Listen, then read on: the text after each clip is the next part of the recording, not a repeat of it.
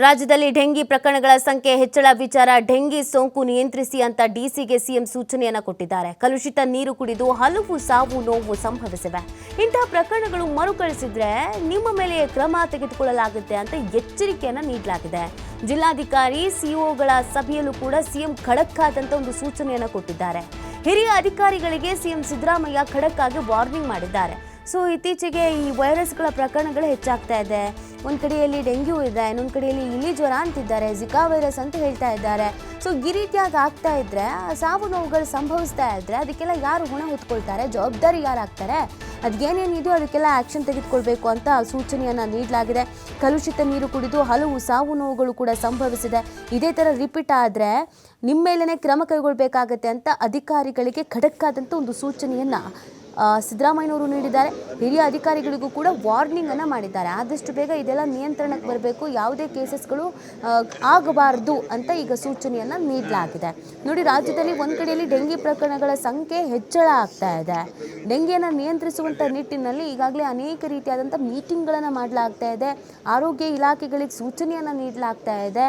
ಯಾವ ಥರದ ಆ್ಯಕ್ಷನ್ ತೆಗೆದುಕೊಳ್ಬೇಕು, ಎಷ್ಟು ಎಚ್ಚರಿಕೆಯಿಂದ ಇರಬೇಕು ಅಂತ ಹೇಳಲಾಗ್ತಾ ಇದೆ.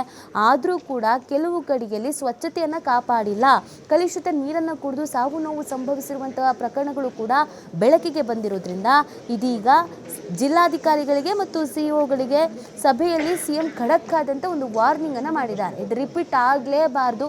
ಒಂದು ವೇಳೆ ಆಯಿತು ಅಂತ ಅಂದರೆ ನಿಮ್ಮ ಮೇಲಿನ ಆ್ಯಕ್ಷನ್ ಅನ್ನು ತೆಗೆದುಕೊಳ್ಬೇಕಾಗತ್ತೆ. ಜವಾಬ್ದಾರಿಯಿಂದ ವರ್ತಿಸಿ, ಜವಾಬ್ದಾರಿಯಿಂದ ತೀರ್ಮಾನವನ್ನು ಕೈಗೊಳ್ಳಿ ಮತ್ತು ಕೆಲಸದಲ್ಲಿ ಆಕ್ಟಿವ್ ಆಗಿರಿ ಅನ್ನುವಂಥ ಸೂಚನೆಗಳನ್ನು ನೀಡಲಾಗಿದೆ. ಡೆಂಗಿ ಪ್ರಕರಣವನ್ನು ನಿಯಂತ್ರಣಕ್ಕೆ ತರುವಂಥ ನಿಟ್ಟಿನಲ್ಲಿ ಸರ್ಕಾರ ಇದೀಗ ಅಧಿಕಾರಿಗಳಿಗೆ ಕ್ಲಾಸನ್ನು ತೆಗೆದುಕೊಳ್ಳಲಾಗಿದೆ.